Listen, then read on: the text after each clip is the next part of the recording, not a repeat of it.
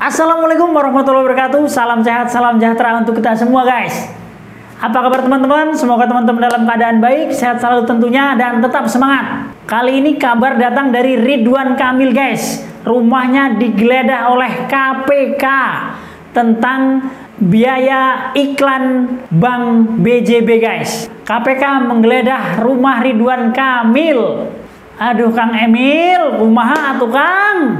Nah, bagaimana keseruannya guys? Kita lihat video berikut ini guys.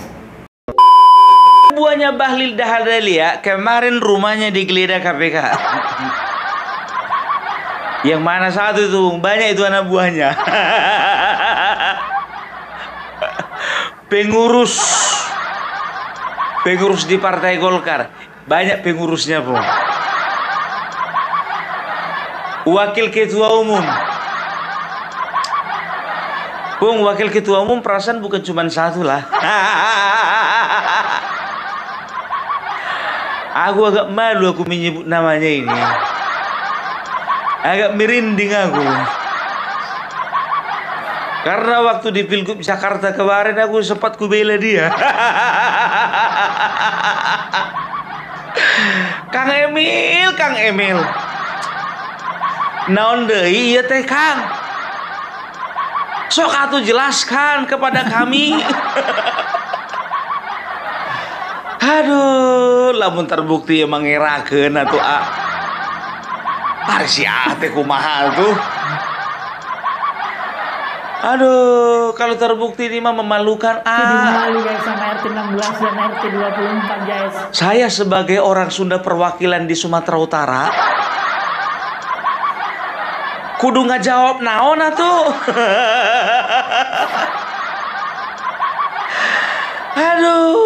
Aduh, menjadi malu aku sama RT 16. Jadi malu aku jadinya sama RW 24. Memang belum terbukti. Tapi kalau rumah sudah digeledah KPK, itu artinya apa? Itu artinya KPK sudah cukup memiliki bukti. Alah, cepat di Kang Emil, aduh ya. Jadi kawan-kawan ya, rumah Kang Emil atau Ridwan Kamil ya diperiksa atau digeledah KPK kemarin terkait dengan dugaan korupsi Bank Jawa Barat atau lebih dikenal dengan BJB ya.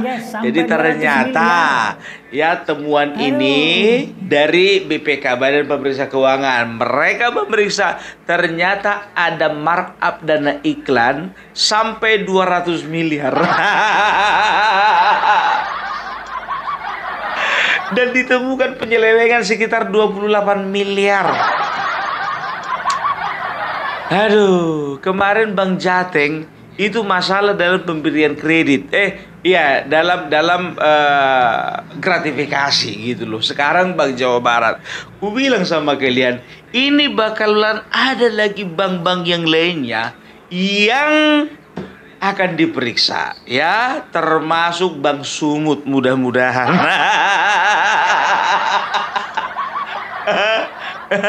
Kalau bisa Pak secepatnya juga diperiksa itu. Karena Gubernur Sumatera Utara yang kemarin itu mana tahu nggak bersih, mana tahu. Jangan cuman Bang Jateng sama Bang Jabar, Bang Sumut juga Pak. Kalau bisa nanti bapak-bapak di KPK setelah dari Jawa Barat langsung loncat ke Sumatera Utara. Sentimen kali kobong sama gubernur sebelumnya. Bukan sentimen, apa mau disentimenkan sama gubernur yang kalah? Karena kemarin kan Edi Ramayadi. Tapi jujur aja lah aku bilang ya, kalau bicara tentang bank ya, aku kayaknya nggak mau lagi aku nyimpan uang di Bank Sumut ini, serius. Atau bank-bank daerah lainnya ya. Apalagi aku sekarang sedang mendapat kepercayaan ya dari teman-teman yang ada di channelnya Opung Parbelak, yang follow Opung Parbelak ya. Karena apa? Sekarang kan begini, aku mau cerita sedikit sama kalian nih. Teman-teman Opung Parbelak yang follow akun Opung Parbelak ya, mereka mendorong Opung Parbelak 2 hari yang lalu untuk ketemu Bapak Joko Widodo di Solo. Ya, untuk ketemu Bapak Joko Widodo di Solo. Aku bilang lah kemarin itu, jujur aja aku bilang, aku kepengen kali aku jumpa sama Bapak Joko Widodo, masalahnya aku nggak punya uang. Kan begitu, memang jujur aku nggak punya uang, aku nggak pencitraan, nggak punya uang aku, ya kan. Datanglah mereka, ada yang berinisiatif ya. Mereka katakan, yuk kita patungan yuk untuk mengongkosi opung ke kota Solo. Gitu. Aku akan tampilkan ya teman-teman Opung Parbelak, saudara-saudara Opung Parbelak yang sudah bersumbangsi atau yang sudah berkontribusi untuk mengongkosi Opung Parbelak. Udah cukup, Pung? Belum. Belum ya. Jadi mereka memberikan amanah. Ini yang nonton semuanya ini sudah memberikan amanah kepada Opung Parbelak ya untuk pergi ke Solo ya. Ingat ke Solo, bukan ke BJB. Nanti Opung Parbelak ya akan berangkat bersama Opung Parbelak akan ketemu dengan Mas Agri Fanani ya di sana, dan juga mungkin Opung Parbelak akan ketemu dengan teman-teman Opung Parbelak yang ada di Solo dan sekitarnya. Gitu ya. Jadi kemungkinan besar nanti Opung Parbelak di bulan 5 berangkatnya. Lama kali, Bung. Iya kan, sekarang begini, yang pertama ya Opung Parbelak itu bekerja. Jadi harus selesai dulu pekerjaan. Karena apa? Karena Opung Parbelak juga harus mengatur cuti. Kan begitu. Setelah itu yang kedua pertimbangan biaya. Kan belum cukup. Nggak mungkin lagi berangkat kalau nggak ada ongkosnya. Kan begitu. Belum lagi transportasi, belum akomodasi, belum lagi untuk raktir teman-teman yang ada di sana. Masa ditraktirin terus? Ya kita sama-sama menikmati lah teman-teman Opung Parbelak, kan begitu. Belum lagi uang untuk oleh-oleh. Enggak bercanda ya. Jadi bagi teman-teman yang mau berkontribusi ya untuk keberangkatan Opung Parbelak ya, untuk berjumpa juga dengan beberapa konten kreator di sana, pejuang, bukan aku bilang katakan bukan konten kreator, lebih kepada pejuang-pejuang Bapak Joko Widodo ya, dan juga pendukung pemerintahan Bapak Prabowo ya. Jadi yang ingin berkontribusi boleh lewat super thanks, boleh lewat super sticker, boleh juga mau langsung via rekening ya. Jadi Opung sudah sertakan di bawah rekening Opung Parbelak ya, dan juga alamat email ya. Jadi kalau ingin nomor WA-nya Opung Parbelak, mungkin kalian bisa lihat di deskripsi ya, jangan ditongolin di situ. Lihat aja deskripsi paling atas, itu nomor WA Opung Parbelak. Kenapa nggak dibikin, Bung, di situ aja ditampilkan di layar kepinuhan? Aduh ya. Jadi ingat ya, sekali lagi, Opung Parbelak tidak minta-minta. Cuman Opung Parbelak dalam rangka menjalankan amanah dari teman-teman. Itu dia. Jadi mudah-mudahan doakan ya kita berjodoh dengan Bapak Jokowi. Nanti kita akan hubungi orang-orang yang kompeten ya untuk mengatur perjumpaan Opung Parbelak, Agri Fanani, dan juga Bapak Joko Widodo ya. Dan ingat ya, Mas Sudarsono masih ingat, anggota PDIP ya, pengurus DPC PDIP yang kemarin itu sempat dipecat sama si Hasto. Tadi pagi beliau telepon saya tapi nggak diangkat. Nelfon pula jam 3 lewat. Orang masih tidur. Ya kan begitu. Kalau Opung Parbelak kan jam sahurnya jam 4. Makanannya nggak perlu dimasak, makanan cepat saji. Ya, jadi kita juga akan ketemu sama Bapak Sudarsono, nanti kita akan bicara panjang lebar di Solo, gitu. Ya, ini akan menjadi momen yang luar biasa ya. Jadi untuk teman-teman Opung Parbelak yang ada di Jawa Tengah, Solo sekitarnya, kalau bisa kita ketemu di situ, oke? Itu dia. Mari kita kembali bahas Kang Emil. Ini ya, Begini, aku bilang sama kalian, kalau dibongkar ini satu-satu kasus ini Bang daerah, ya, Bang Jabar, Bang Jatim, Bang Sumut, Bang apa lagi, Bang Sumsel, Bang Riau, ya, aku bilang sama kalian, sedikit banyaknya ada peran kepala daerah di situ. Karena apa? Kepala daerah itu sebagai pengendali. Itu sebagai pengendali gitu loh, ya. Kalaupun ada penyelewengan nggak nyampe ke kepala daerah, berarti itu kepala daerahnya itu udah termasuk golongan malaikat. Jadi kau tuduh pun kepala daerah semuanya itu bermain. Nggak kutuduh semuanya bermain. Mudah-mudahan masih ada yang seperti malaikat. Kan nggak ku bilang semua. Oknum. Kalau di bangsa ini dibilang oknum kan juga biasa banyak oknumnya. Oknum tapi berjamaah. Aduh, ya. Kang Emil, iklannya apa sih? Kok nyampe 200 miliar?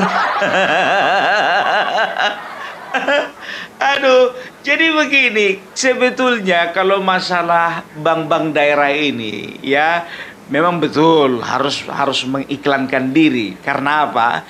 Karena bisa dikatakan mereka itu bersaing dengan bank-bank nasional, kan begitu, seperti BNI, BRI, Mandiri, Panin apa segala macam, ya. Tapi di sini kan masalahnya, ya, masalahnya iklan itu kan diperlukan, ya, untuk menarik nasabah, kan begitu, ya. Jadi sekarang begini, maksimalkan saja pelayanan yang ada di bank kalian itu, nggak perlu iklan. Pasti banyak orang mau datang ke tempat kalian. Itu dia, ya, berikan kredit kepada masyarakat sesuai dengan SOP, ya kan. Setelah itu berikan keistimewaan kepada nasabah, berikan kemudahan di dalam pemberian kredit kepada nasabah. Seperti itu aja sebetulnya. Ini enggak, kalian bank daerah itu jujur aja, tempat kami pun gitu, susah kali ngasih kredit. Makanya aku bilang, aduh, ya, lagian juga segala sesuatu yang bersangkut paut dengan pemerintahan, gaji PNS, gaji guru, segala macam itu kan masuknya kan ke bank daerah biasanya. Kan begitu. Mau ngiklan apa lagi, Kang Emil? Aduh, ya, mudah-mudahan memang belum ada rilis resmi dari KPK apakah memang Kang Emil ini terlibat atau tidak, ya kan. Kita hanya mendoakan, ya, supaya tidak ada keterlibatan yang signifikan kepada dari Kang Emil ini. Karena apa? Kalau sempat memang betul-betul terlibat, malu kita. Kayak mana kita? Aku juga mikir kayak mana lah aku menjawab anak-anak abah ini. Kayak mana juga aku menjawab RT 16. Tapi aku optimis, ya kan? Ya, optimis walaupun ada beberapa yang kena, ya, dari kita, ya, kelurahan 58. Ya kan? Tapi tidak sebanyak dari mereka. Lebih banyak bermasalah dari mereka, kan begitu. Tapi ini gini, aku membaca begini. Memang betul-betul Bapak Prabowo memang betul-betul sedang memerangi korupsi. Dia nggak peduli. Ku bilang sama kalian, kawan lamanya saja dimakan. Yang mendukung dia tahun 2014, ya, Muhammad Rizal Khalid, itu anaknya baru diangkat. 2014 bukan tanggung-tanggung itu dukungannya Rizal Khalid itu sama Bapak Prabowo. Ternyata sekarang anaknya diangkat, ya kan? Begitu juga, ya, dengan yang lain gitu loh. Jadi Bapak Prabowo di sini jujur aja aku bilang, ya, memberi keleluasan kepada KPK dan juga kepada kejaksaan untuk melakukan tugas dan tanggung jawabnya untuk memberantas korupsi tanpa ada intervensi. Itu dia, ya kan, kita lihat sendiri, ya, sekarang sudah terbukti dan sudah terkonfirmasi bahwasanya, ingat, tidak ada kata-kata yang condong mengkriminalisasi Hasto. Karena apa? Ini Kang Emil ini kalau sempat memang terbukti, artinya Bapak Prabowo tidak ada terindikasi tebang pilih di dalam penegakan korupsi. Karena apa? Karena itu tugas sudah didelegasikan sepenuhnya kepada KPK dan Kejaksaan. Itu yang penting perintah dari Pak Prabowo, siapapun yang melakukan korupsi, kapanpun dilakukan korupsi itu sikat. Kan begitu. Itu enaknya kalau presidennya ketua umum. Bebas. Itu enaknya kalau presiden bukan petugas partai. Kalau petugas partai itu terbebani. Ya, itu dia. Ya, kita lihat bagaimana Bapak Prabowo melayani masyarakat, walaupun pakai sepatu boot, nggak pakai perahu karet. Walaupun hanya pakai sepatu boot, nggak naik helikopter. Padahal jujur aja aku bilang, uangnya Rano Karno sama uangnya Pramono Anung itu nggak seberapa uangnya Prabowo. Tapi ilmu padi makin berisi makin merunduk. Yang nggak berisi tegak gini. Kok nyampe ke situ kita? Ya, jadi di sini Bapak Prabowo betul-betul ya ingin membersihkan Indonesia dari yang namanya korupsi. Jadi tidak ada alasan para mahasiswa kemarin itu mengatakan bahwasanya Indonesia gelap. Nggak ada alasan Akbar Faisal Ansensor mengatakan bahwasanya Indonesia itu perlu diberi tagar Indonesia gelap. Nggak ada alasan Koni Rahakurdini Bakri mengatakan Indonesia gelap, rumah tangganya gelap. Ya, jadi udah terbiasa itu, maling teriak maling, dinasti teriak dinasti, gelap teriak gelap. Coba bayangkan, coba aku bilang sama kalian, analoginya gini, orang yang hidup dalam kegelapan makanya dia teriak gelap, gelap, gelap. Mati lampu contohnya di rumah, mati lampu, gelap, gelap. Ada lampu, lilin. Padahal di rumah orang tetangga semuanya terang. Kenapa rumahnya gelap? Habis token. Begitu juga mereka yang teriak-teriak gelap adalah mereka yang tidak dapat bagian. Ya kan? Nggak dapat bagian jabatan. Nggak dapat bagian posisi. Nggak kebagian proyek. Yang hidupnya diburu KPK. Diburu Kejaksaan, itu yang gelap. Ya, itu dia, makanya aku bilang ya kan, selama ini mungkin Indonesia gelap gitu, tapi sekarang sudah dibuat terang. Kenapa gelapnya kemarin, teriaknya sekarang? Justru Indonesia ini semakin terang benderang. Lihat pengungkapan korupsi di mana-mana. Susah memang cerita atau ngomong sama orang yang otaknya gelap. Itu dia. Nah, sama seperti Opung Parbela sekarang ya kan, membahas Ridwan Kamil. Ya, padahal Ridwan Kamil itu orang yang dibela Opung Parbela dulu waktu di Jakarta. Ya, walaupun aku membelanya nggak total kemarin. Kurang total aku memang, betul, jujur. Gak tahu entah kenapa gitu kan, kok gak bisa laku total gitu untuk mengapakan mendukung Ridwan Kamil ini. Lebih total lagi aku mendukung Gubernur Jawa Barat sekarang, Kang Deddy Mulyadi. Coba bayangkan kalian ya, ini juga masa-masa terang, masa-masa cerah untuk teman-teman saya ya yang ada di daerah Jawa Barat. Coba bayangkan kalian ya, udah pernah nggak Gubernur Jawa Barat pernah masuk ke kali? Kita masuk itu ke Comberan. Udah pernah belum? Baru Kang Deddy Mulyadi ya, itu yang terjun ke Sungai Citarum itu, ke kali itu ya, ke Comberan. Itu sih bukan sungai. Kalau Bung Parbela gitu mah bilang itu Comberan. segala kotoran ada di situ, ya, apa namanya, limbah rumah tangga, limbah pabrik, kotoran hewan, kotoran manusia. Nggak kubayangkan itu pas lagi nyelam di situ Bapak Kang Deddy Mulyadi, ya. Ada yang ngambang. Nggak peduli dia, ya kan?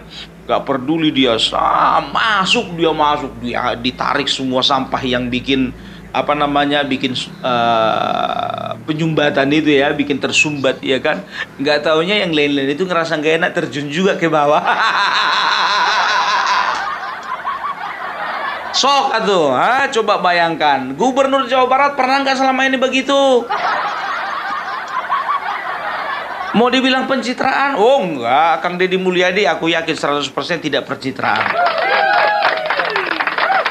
Ya, lihat aja gayanya, coba kemana-mana dia sederhana, ya, pakai baju putih, kaos putih, celana putih, ya. Ya, dia itu selalu berbaur sama masyarakat gitu, ya. Ya, walaupun ada dua, ya, tokoh yang bisa dikatakan sambil menjabat di pemerintahan tapi main YouTube. Yang satu Kang Deddy Mulyadi, yang satu Ganjar. Langsung nampak bedanya, ya. Ganjar Pranowo waktu jadi gubernur, ya kan, menjilang-jilang dia jadi calon presiden. Dia itu banyak dia itu bikin konten-konten, ya, bantu mbah-mbah, bantu orang di apa namanya supir angkot, bantu orang jualan segala macam. Nah, kemarin setelah Pilpres kalah dia nggak pernah lagi bikin konten. Nggak pernah bikin konten.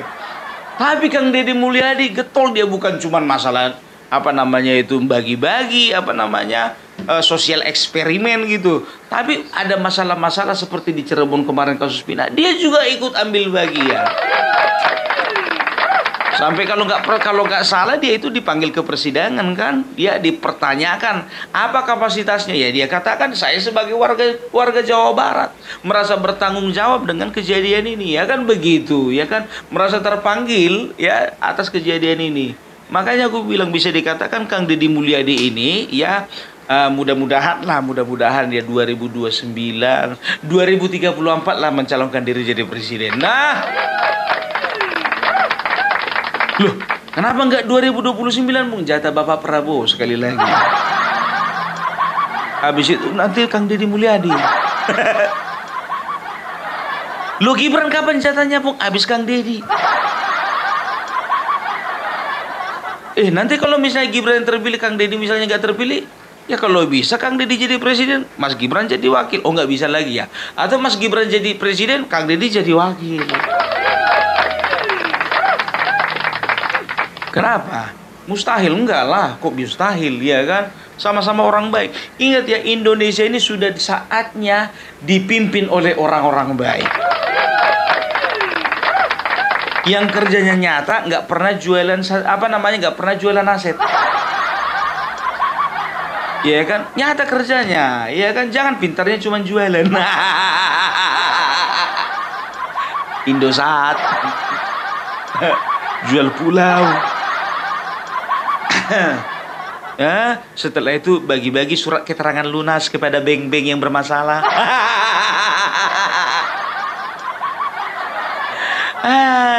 Udah itu mengkudeta lagi. Habis itu cari masalah lagi sama presiden. Semua presiden dimusuhi. Siapa itu, Bung? Nggak tahu. Ya, ini saatnya Indonesia dipimpin orang-orang baik. Itu dia, ya. Jadi seperti ku bilang kemarin, ya. Ini setelah kasus Pertamina, ya, ini akan menyasar kepada BUMN yang lainnya. Ternyata bukan cuma BUMN lainnya, termasuk Bank Mandiri, Bank BRI, dan juga Bank BNI. Mudah-mudahan bersih, mudah-mudahan. Tapi ternyata langsung menyasar kepada bank-bank daerah. Karena apa? Ada peranan kepala daerah di situ. Siap-siap ya, Bank Sumut, Bank Jatim, Bank Sumsel, Bank Riau, Bank Sulut. Ini aku bilang sama kalian kepala daerahnya ini, apalagi yang udah nggak menjawab bagi jantungan dia. Udahlah nganggur diangkat KPK.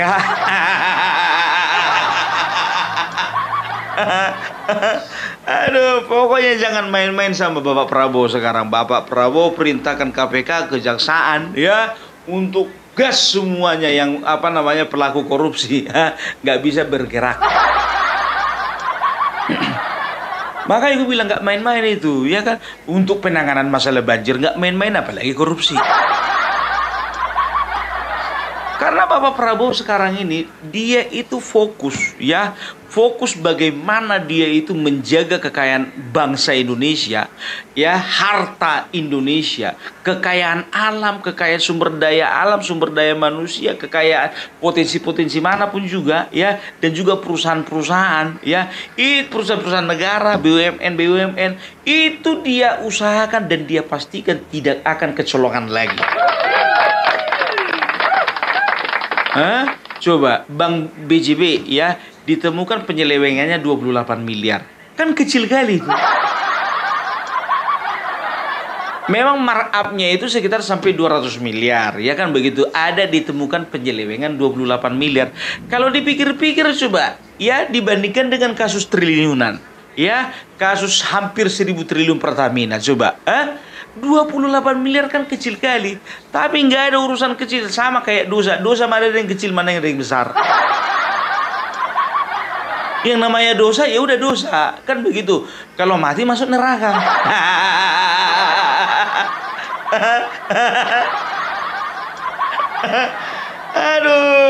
Aduh, makanya aku bilang, ya.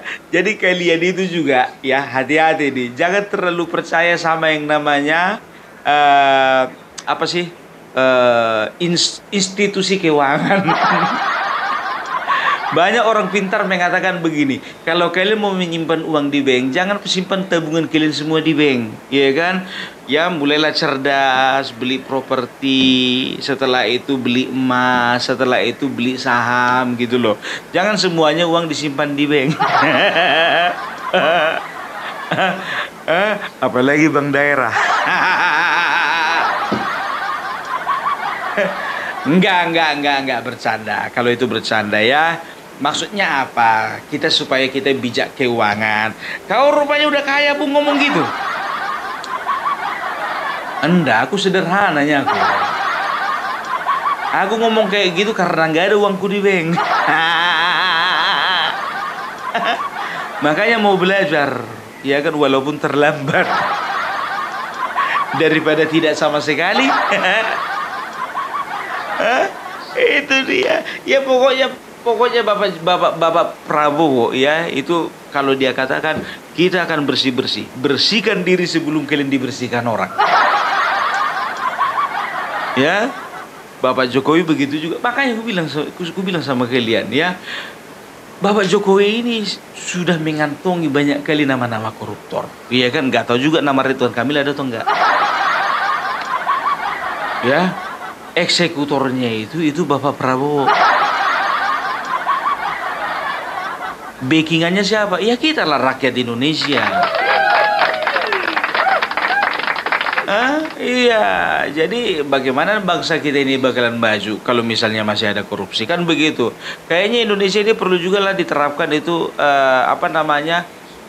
sistem hukum seperti di Korea Utara. Nggak ada istilah potong tangan. Kalau contohnya kita korupsi potong tangan masih mending, ya kan? Kalau sempat langsung dor.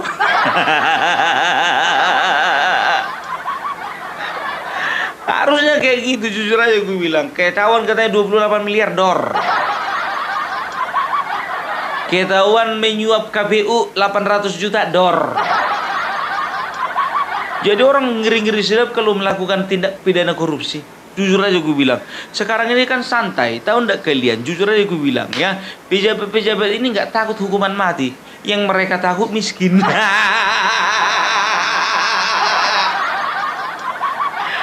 Satu-satunya yang paling mereka takut itu miskin. Mereka nggak takut Tuhan, nggak takut jaksa, nggak takut KPK, nggak takut hukuman mati. Yang mereka takut miskin.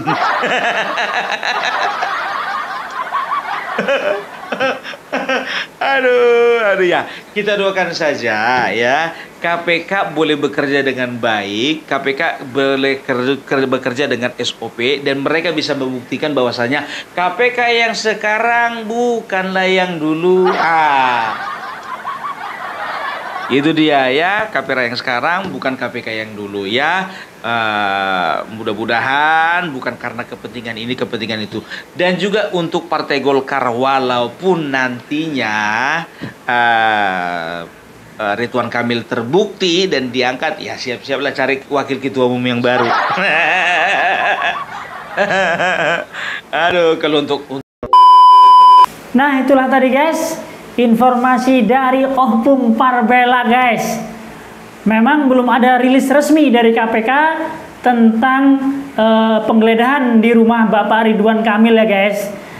Tetapi ini tentu saja menjadi kabar yang menggembirakan bagi warga RT 16 dan RW 24 guys.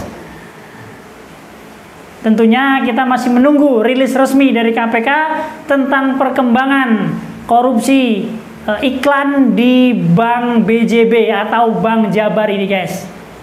Semoga sedikit informasi dari saya bisa mencerahkan dan memberikan manfaat bagi rekan-rekan sekalian. Tetap semangat dan salam NKRI.